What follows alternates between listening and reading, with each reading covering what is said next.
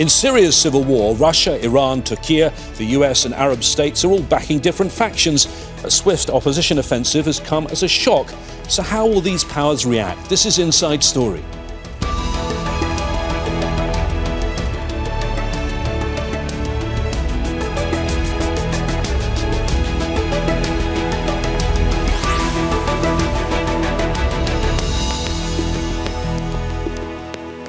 Hello again, I'm James Bays. A lightning attack by opposition fighters in northern Syria has left regime forces reeling. That's where they were present at all, with many areas, including Aleppo, falling without a fight. Although highly planned, the offensive has taken most people by surprise. The country's civil war from 2011 has been fought with extensive foreign involvement. Russia's been crucial to President Bashar al-Assad staying in power, also with the support of Iran. Neighbouring Turkiye has backed opposition groups, while Western involvement has been more limited, restrained by the policies of leaders in the US, UK and EU a decade ago. Much has changed since then, as they have in Syria in a few days. So how have outside powers been reacting to the events in the country? What might they do next? And how could that affect Syria's people and the region? We'll discuss all of this with our panel of guests in a moment, but first this report from Laura Khan. Scenes reminiscent of the height of Syria's civil war that's been mostly frozen since 2020.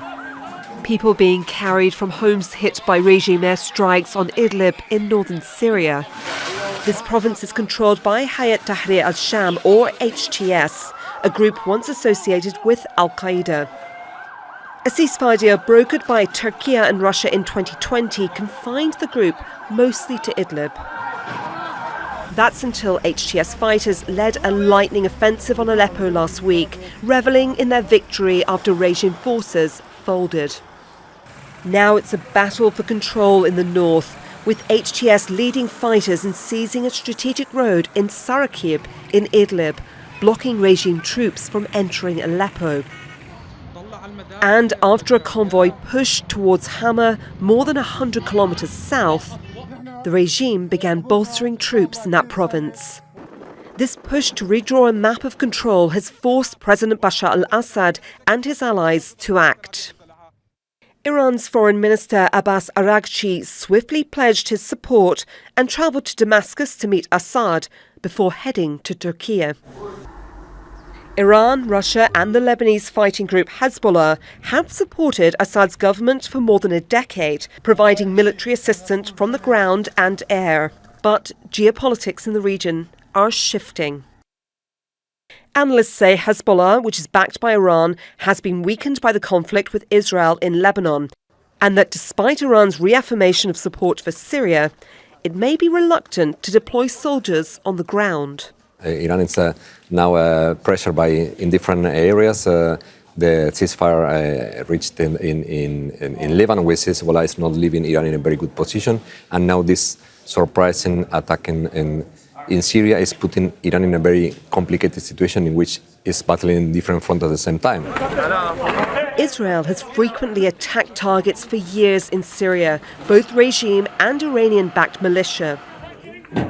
Turkiye is involved in the current events too, with fighters it backs seizing a town from Kurdish-led Syrian Democratic Forces, or SDF, near the border with Turkiye on Sunday. Turkiye wants to drive the SDF more than 100 kilometres east and across the Euphrates River.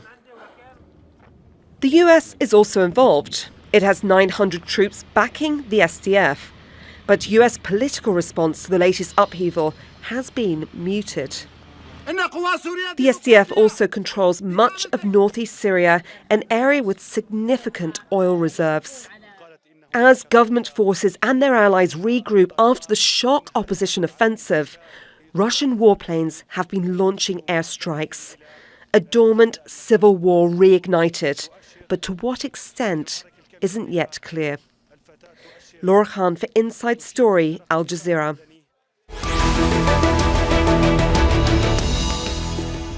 Well, let's discuss this further now with our panel of guests. In Ankara, we have Omer Ozkizilcik. He's Director of Turkish Studies at the Omran Center for Strategic Studies, which focuses on the Syrian civil war. In Tehran, Hassan Ahmadian is a professor at the University of Tehran and specialises in Iranian foreign policy. And in Moscow, Vyacheslav Matuzov is a former Russian diplomat and chairman of the Russian Society of Friendship with Arab Countries. Welcome to you all. We're pleased, I think, that we have three of the most important countries reflected here. Analysts joining us from Iran, from Russia and from Turkiye, but we'll discuss many other countries and their involvement in this. I'd like to start with you, Omer, the situation with regard to Turkiye. Tell me, did Turkiye have any role in this? Did it greenlight this offensive? So first of all, it's really nice here to be at the small Astana summit. And about the role of Turkey here, this offensive. Well, sorry, just to be clear, when you say it, just explain that to our viewers, the small Astana summit, because these are the countries that have been involved in the diplomatic process that was taking place both in Sochi at one point, but also in Astana in Kazakhstan. That was that reference, yes.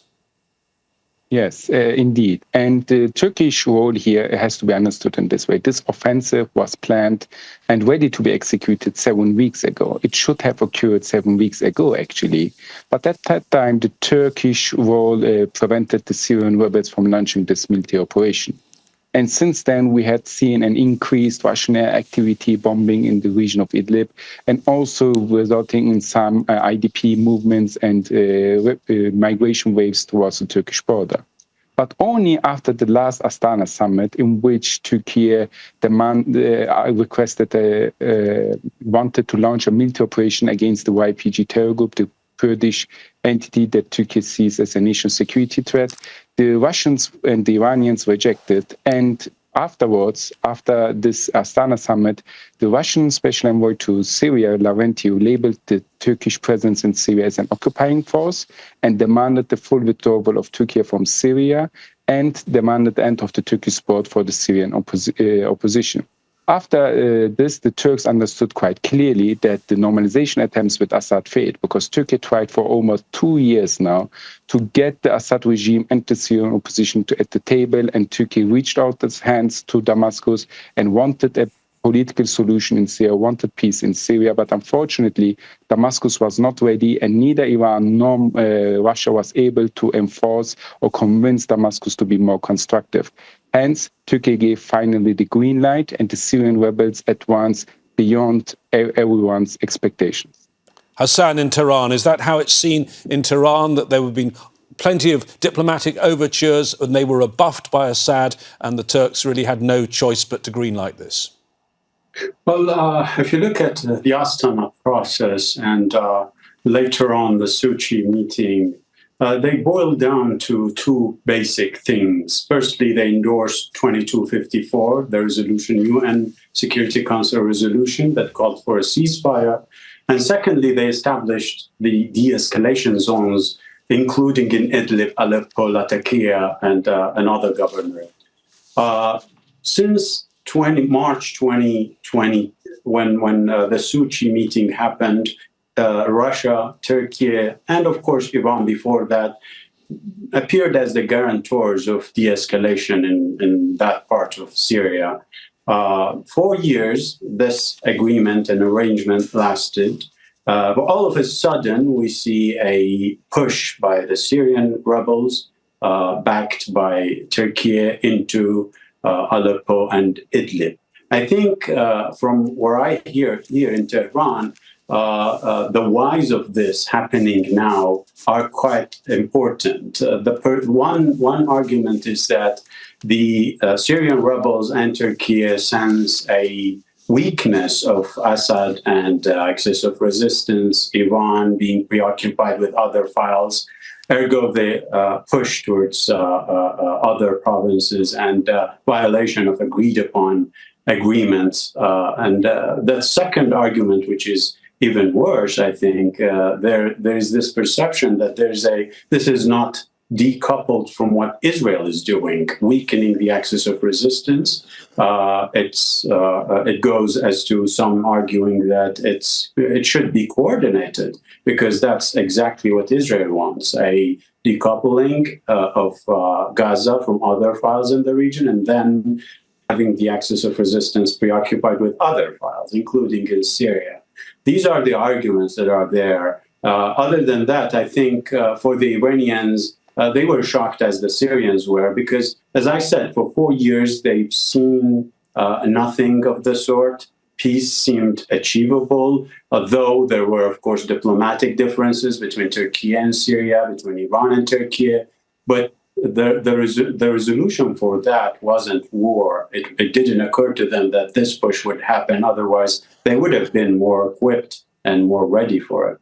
OK, Vyacheslav, in Moscow, I would like to ask you, one, how this is being seen in Moscow. How surprised are people by the success of this offensive? Are people shocked there? And what do you make of Turkiye's role here? Well, from the Moscow, on my opinion, the vision of situation in northern region of Syria is absolutely clear. It is intervention supported fully and unconditionally from the Turkish government. That's first of all. The second point, it is that the situation in North Syria we cannot look after without any other angle than international development, world policy. What is happening in the world? In Ukraine, in the Middle East, in the Far East, and so on. This is the part of world development. There are no other ways we consider it. Secondly, it is development on the Arab state, in the Middle East and the Arab world. Because Syria last year made a great, in my opinion, success by returning to the League of Arab States, first of all. They bettered their relations with Arab state of Gulf, in the Gulf area, and Egypt and other Arab countries. So I think that developments in the region, what happened just day before the intervention to Aleppo, it is signing the agreement in Lebanon between Israeli government and Lebanese representatives on the sphere of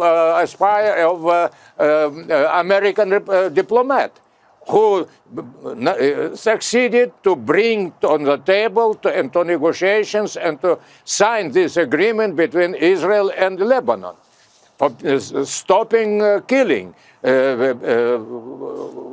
stopping the war. And that's why I think that the situation was coincided with the Lebanese, with the Gaza Strip situation. So, exactly right in this time, it begins a new problem, new crisis in North Syria. It is not coincidentally. I think that it is one part of this region for development. If you stop something in Gaza, in Lebanon, and maybe in Ukraine too, because in Ukraine Russian forces are developing successfully on their movement, and Ukrainian army is retired, is failing to defend their positions. So I think all these demands come to the conclusion that the situation around Aleppo is one part of this situation in the area, in the region, and let me bring in Omer again. If I could just bring in Omer again and just focus again on Turkiye's position, because the Turkish Foreign Minister Hakan Fidan has said he wants to reactivate this Astana process that we have been talking about. One assumes now, whatever involvement Turkey had in this offensive, it certainly gives President Erdogan much more leverage. What would you say are the things that Turkey and Erdogan want? I'm assuming the priorities are the return of refugees who are in Turkey back to Syria and to do something about the Kurdish situation. So when Turkey reached out its hand, the Russians, the Iranians and the Assad regime was quite confident in their gains, and the normalization of the Assad regime with the Arab states has given them the impression that Assad can be normalized without giving any concessions to the Syrian opposition. However, Turkey has repeatedly insisted that there needs to be a fight against terrorism, the Kurdish YPG. There needs to be a pathway for the return of refugees, and there needs to be a pathway for political solution. However, none of these Turkish demands were accepted. Quite on the contrary, we have seen demands from Turkey to withdraw from Syria, which is not possible. So after giving this green light, how has the situation changed? Let me make it visual for our listeners. The region of Rifaat, where Russia vehemently opposed the area to be cleaned from the YPG terror group, is now cleaned from the YPG terror group. That is a Kurdish group that not everyone says is a terror group. Yes. Yeah, and the Syrian branch of the PKK is the YPG, the Kurdish, and it's now cleaned, and there's no more threat from this region towards Turkey anymore, and the Russians' fate in protecting them. So this approach from Turkey has also enabled the return of refugees now, because most of the refugees in Turkey are from Aleppo, and we already see some attempts of refugee returns, and probably once security is relatively established, and if we don't see a security chaos in and around Aleppo, we can expect that so many refugees will go back to Syria that there will be no real domestic refugee issue problem anymore inside Turkey. I do not expect that all of the refugees will go back, but enough that it's manageable.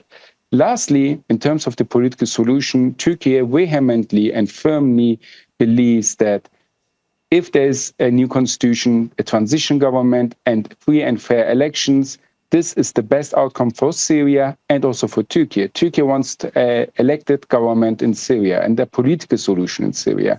So far, the regime side was not willing to discuss anything in that manner.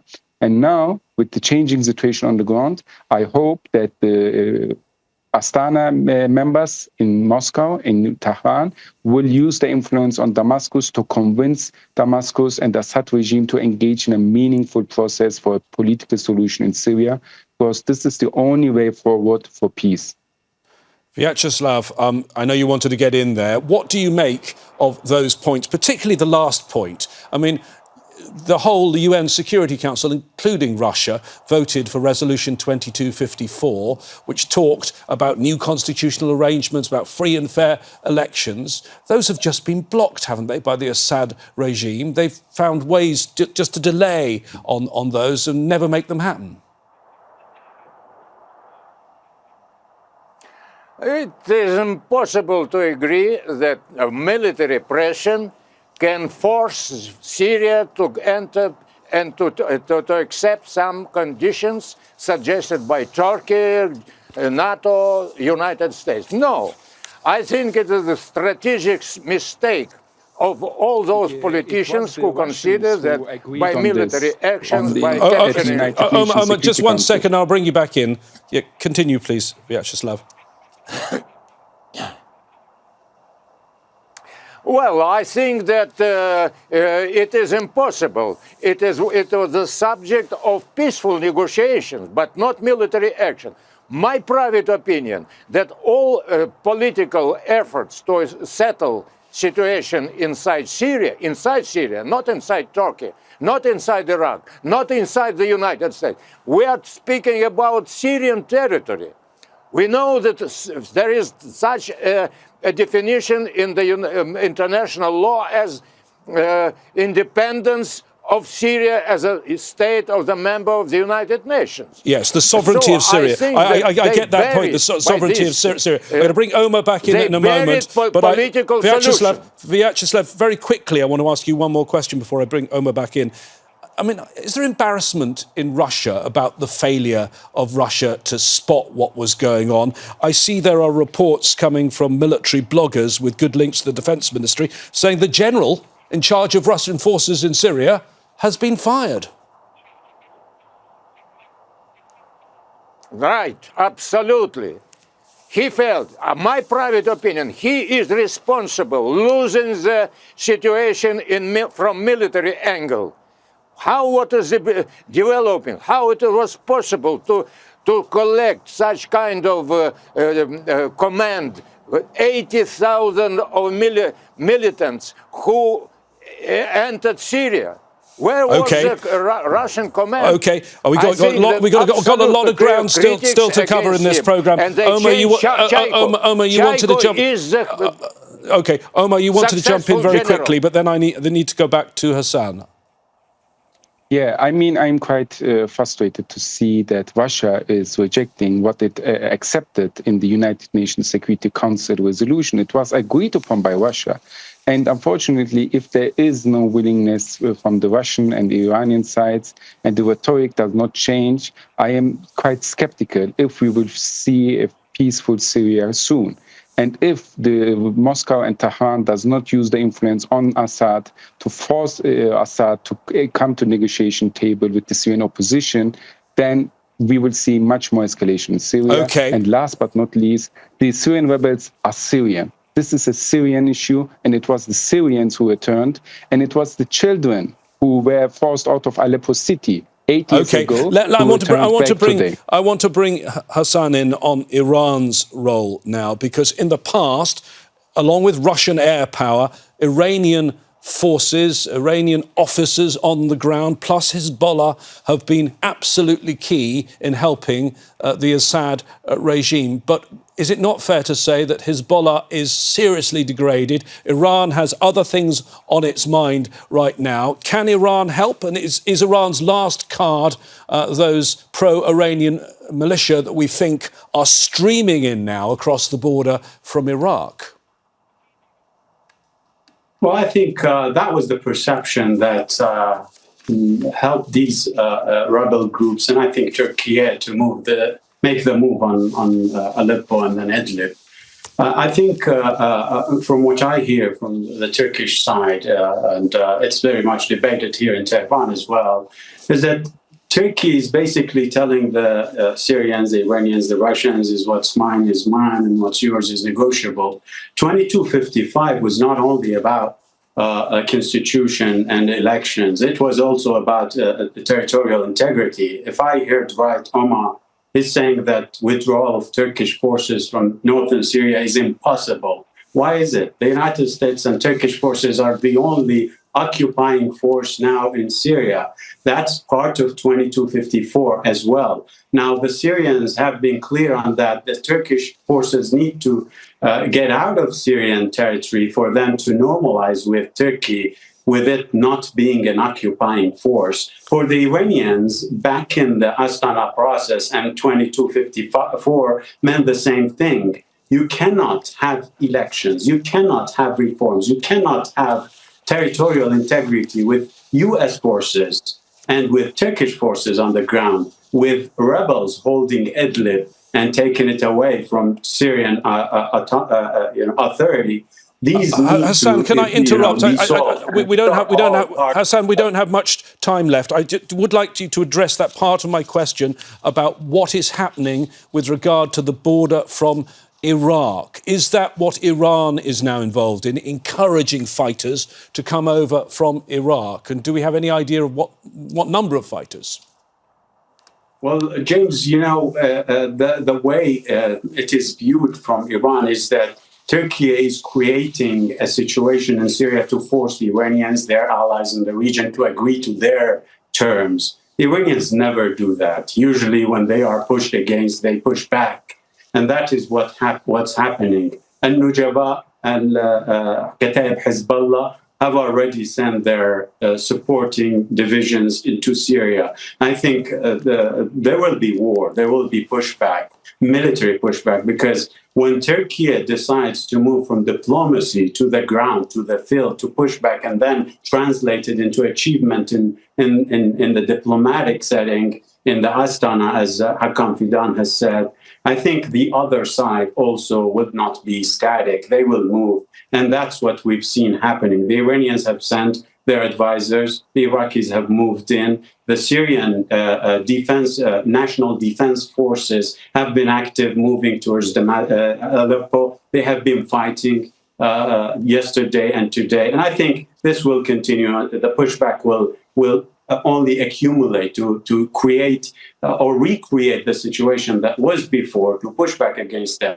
advances, and then to move to the peaceful settlement. But the two double-edged swords that Turkish leverage created by this advance is the second edge, I think, is the loss of Turkish credibility. It was supposed to oversee those rebels, not to basically violate the agreed upon agreements in Astana and Sochi. I think you've made that point clearly. Omer, if I could bring you in, because we've focused rightly on these three very important countries.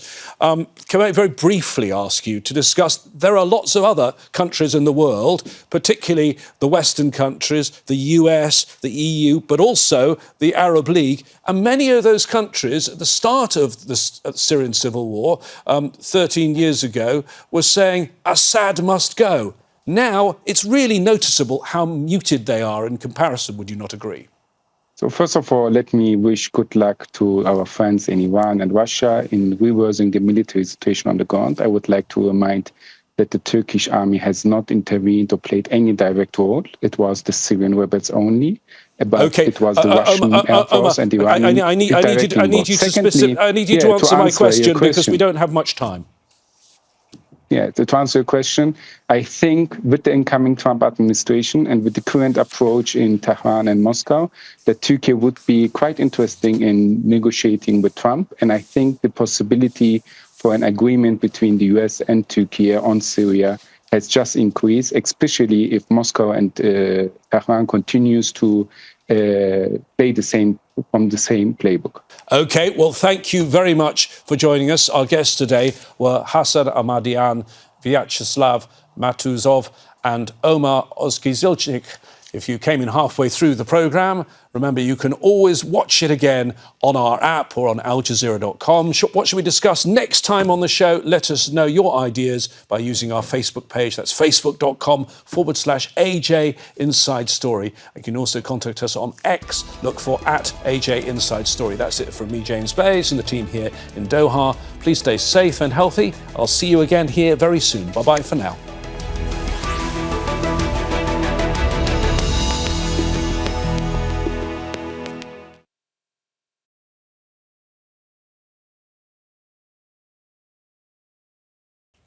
Make sure to subscribe to our channel to get the latest news from Al Jazeera.